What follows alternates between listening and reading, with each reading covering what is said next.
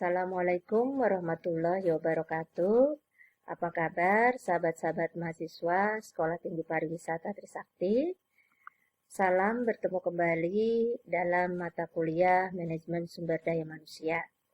Kali ini kita akan membahas fungsi keempat dari manajemen sumber daya manusia, yaitu pengendalian atau controlling.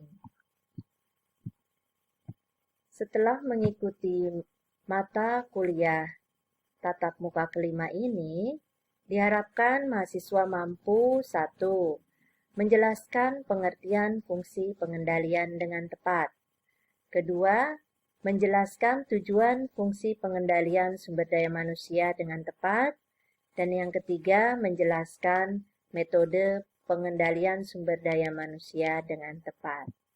Masih ada lagi yang keempat, setelah mahasiswa mempelajari mata kuliah tentang pengendalian, diharapkan mampu menjelaskan manfaat penilaian kinerja dengan tepat. Dan yang terakhir, mahasiswa mampu menjelaskan unsur-unsur penilaian kinerja dengan tepat.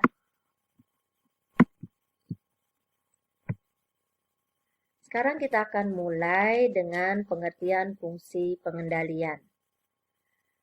Fungsi pengendalian sumber daya manusia berarti kegiatan mengendalikan karyawan agar karyawan tersebut mau mematuhi peraturan dan bekerja sesuai rencana.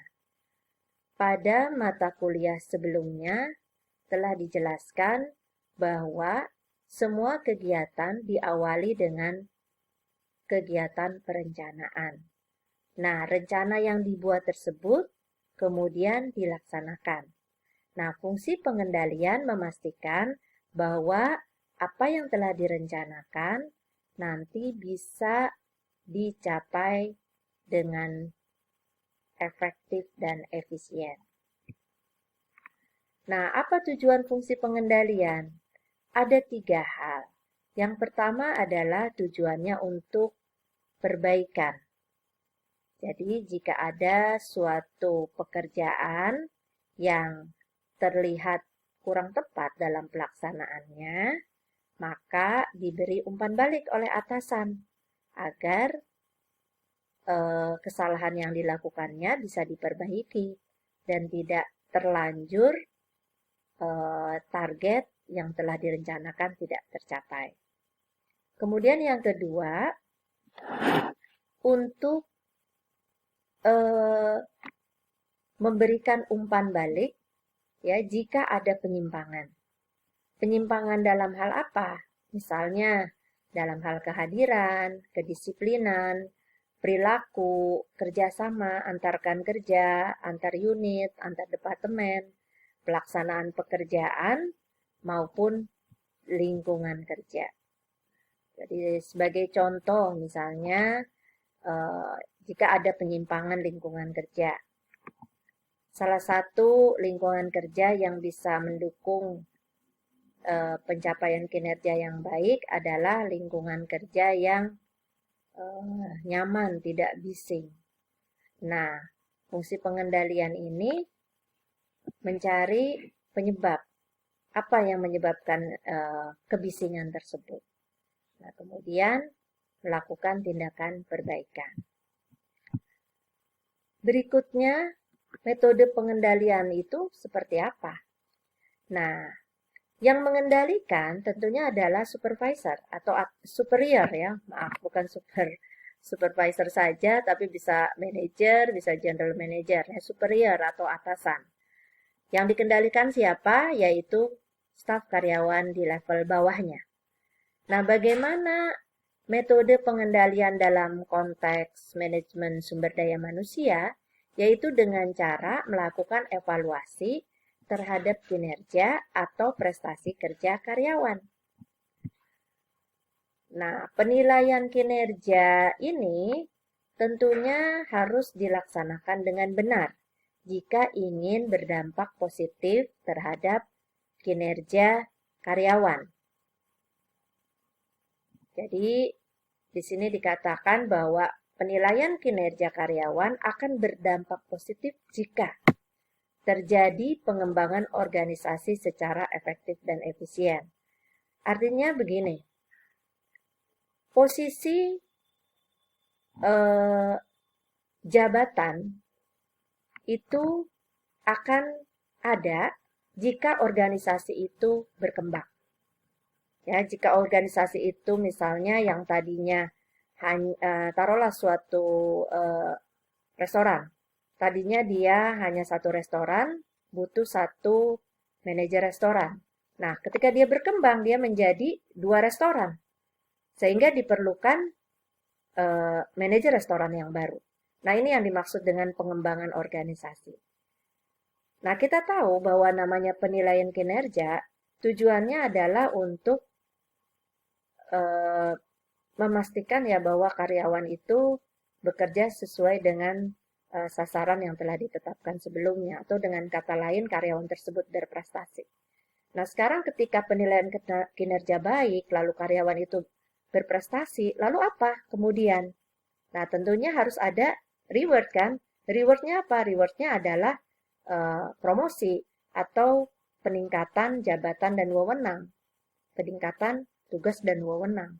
Nah, jika organisasi tidak berkembang, maka peluang peningkatan jabatan ini menjadi stagnan ya, atau menjadi tidak ada ya, tidak berpeluang. Nah, itu sebabnya makanya yang dinamakan penilaian kinerja itu baru bisa berdampak positif apabila karyawan melihat ada harapan untuk promosi ya. Kemudian penilaian kinerja karyawan itu apa? Penilaian kinerja karyawan itu merupakan proses yang dipakai oleh organisasi untuk mengevaluasi pelaksanaan kerja karyawan. Apa ukurannya atau indikatornya? Yang pertama dilihat, apakah pekerjaan karyawan itu sesuai dengan deskripsi kerjanya atau tidak. Ya, kita tahu bahwa yang namanya deskripsi kerja itu isinya adalah uraian tugas. Sebagai contoh, seorang staff reservation. Tugasnya apa? Tugasnya menangani reservasi. Nah, dia mengerjakan tugasnya dengan benar tidak? Sesuai dengan job description-nya. Kemudian, apakah karyawan tersebut bekerja sesuai dengan standar operating procedures yang telah ditetapkan? Kemudian, target-target individu yang diberikan. Nah, ini yang menjadi ukurannya. Apa saja sebetulnya manfaat penilaian kinerja? Yang pertama adalah untuk memperbaiki keputusan kepegawaian. Ya. Jadi kalau seandainya seorang karyawan yang memiliki kinerja yang bagus, maka tentunya dia yang harus dipilih untuk memegang tugas dan tanggung jawab yang lebih berat. Nah, jika kemudian di kemudian hari karyawan itu ternyata di posisi yang baru tidak menunjukkan prestasi yang optimal, nah maka ini bisa dijadikan pertimbangan. Bagaimana? Apakah mungkin karyawan tersebut kurang cocok di posisi itu, sehingga dia harus ditempatkan di unit kerja yang lain. Kemudian yang kedua adalah untuk umpan balik bagi karyawan. Ya, sudah jelas lah ya, jika seandainya prestasi kerjanya kurang baik, kita informasikan kepada karyawan dan diharapkan pada masa berikutnya maka kinerja karyawan itu menjadi lebih baik. Kemudian untuk penyesuaian kompensasi, semakin bagus penilaiannya maka kompensasinya juga harus semakin bagus ya peningkatannya. Untuk penempatan ya dilihat tadi kesesuaian karakteristik seseorang ya itu dengan penempatannya. Nah, dia penilaian kinerjanya bagusnya di mana? Kalau penilaian kinerjanya bagusnya misalnya dalam berkomunikasi dengan orang lain, maka tentu dia cocok misalnya di pekerjaan yang banyak berinteraksi dengan orang lain. Lalu juga untuk pelatihan dan pengembangan ya. Untuk pelatihan dan pengembangan artinya untuk mempersiapkan karyawan tersebut menduduki posisi dengan tugas dan tanggung jawab yang lebih berat. Lalu untuk membuat perencanaan dan pengembangan karir. Nah, selanjutnya unsur-unsur yang dinilai dalam penilaian ini ada banyak. Kita lihat ada kesetiaan, prestasi kerja, kejujuran, kedisiplinan, kreativitas, kerjasama, kepemimpinan, kepribadian, prakarsa, kecakapan, dan tanggung jawab. Kita akan lanjut apa aja masing-masing kesetiaan. Nah, kesetiaan yang dinilai, penilai mengukur kesetiaan karyawan atau loyalitas ya terhadap pekerjaannya, jabatannya, dan organisasi. Kesetiaan ini dicerminkan oleh kesediaan karyawan menjaga dan membela organisasi di dalam maupun di luar pekerjaan dari rongrongan orang-orang yang tidak bertanggung jawab, termasuk misalnya mencegah penyalahgunaan fasilitas perusahaan. Yang kedua adalah kejujuran. Dalam kejujuran di sini, penilai akan menilai kejujuran dalam melaksanakan tugas-tugasnya, memenuhi perjanjian baik bagi dirinya sendiri maupun terhadap orang lain seperti kepada para bawahannya. Selanjutnya terkait dengan prestasi kerja, maka penilai menilai hasil kerja baik kualitas maupun kuantitas yang dapat dihasilkan oleh karyawan tersebut berbasis uraian pekerjaan yang telah ditetapkan sebelumnya. Ya, jadi bukan hanya dilihat apakah dia bisa menyelesaikan semua uraian pekerjaan, tapi bagaimana kualitasnya. Kemudian selanjutnya adalah kedisiplinan. Di sini penilai menilai disiplin karyawan dalam mematuhi peraturan-peraturan yang ada dan melakukan pekerjaannya sesuai dengan instruksi yang diberikan kepadanya. Lalu kreativitas di sini kita lihat apa saja yang dinilai. Yang dinilai adalah di sini penilai menilai kemampuan karyawan dalam mengembangkan kreativitasnya untuk menyelesaikan pekerjaannya sehingga dalam bekerja lebih berdaya guna dan berhasil guna.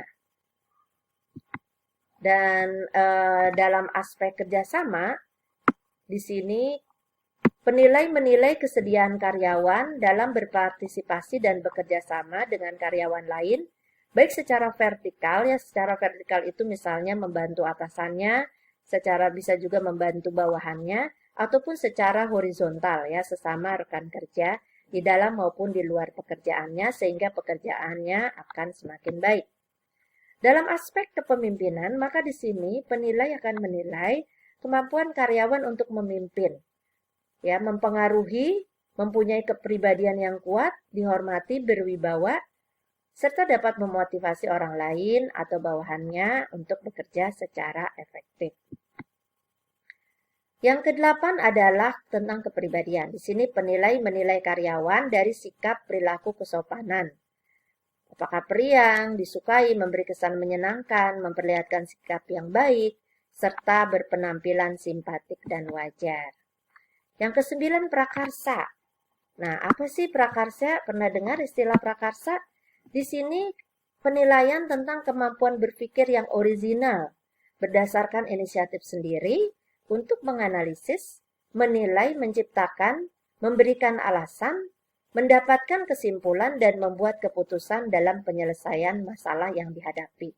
Jadi, ketika ada problems, berusaha menyelesaikan sendiri ya, tidak terlalu merepotkan atasannya. Dan yang ke-10 adalah kecakapan. Di sini penilai menilai kecakapan karyawan dalam menyatukan dan menyelaraskan berbagai macam elemen yang semuanya terlibat di dalam penyusunan kebijakan dan di dalam situasi manajemen. Nah, di sini kecakapan jadi bahwa setiap tindakannya itu memang berlandaskan kebijakan perusahaan ya. Kemudian yang ke-11 adalah tanggung jawab. Di sini menilai kesediaan karyawan dalam mempertanggungjawabkan kebijaksanaannya, pekerjaannya, hasil kerjanya, sarana dan prasarana yang dipergunakannya, serta perilaku kerjanya. Jadi kalau dia melakukan sesuatu, dia berani bertanggung jawab dan tidak lempar batu sembunyi tangan ya. Tetapi unsur prestasi karyawan ini yang akan dinilai oleh setiap organisasi ya tidak seharus selalu seperti yang tadi sudah disebutkan.